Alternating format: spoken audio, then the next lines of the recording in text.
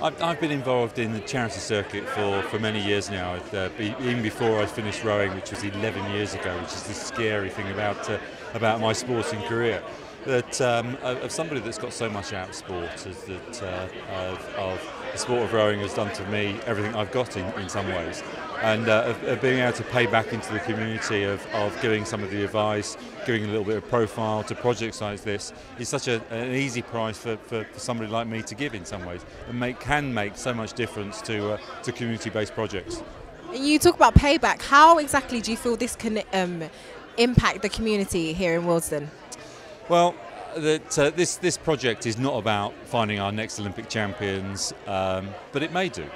Is that if you can widen the base of getting people involved in activity and sport and just involved in good organisation structure, as this is that people start learning the skills that they've naturally got. Confidence, self-esteem, all those sort of things is that can sort of miss you by when you're sort of leading normal life, going through school and all that sort of process.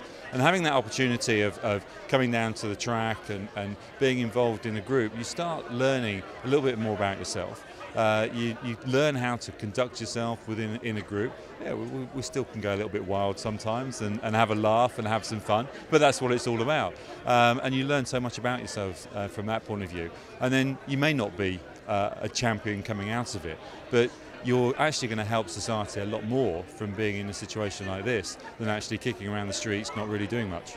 So what advice would you give somebody who's not sure about what they want to do in life, and they've heard about the project but they're not quite sure if they want to be involved? What advice would you give to them? Well, it's very simple. Is give it a go. You're not going to lose anything by giving it a go. Come on down, see what it's like. If you love it, you'll stay with it. If you don't, you can go and find something else. There's lots of projects out there. Everyone is good at something, and it's trying to find that. If you don't try, you don't know. So come down and have a go. Thank you, Steve Redgrave.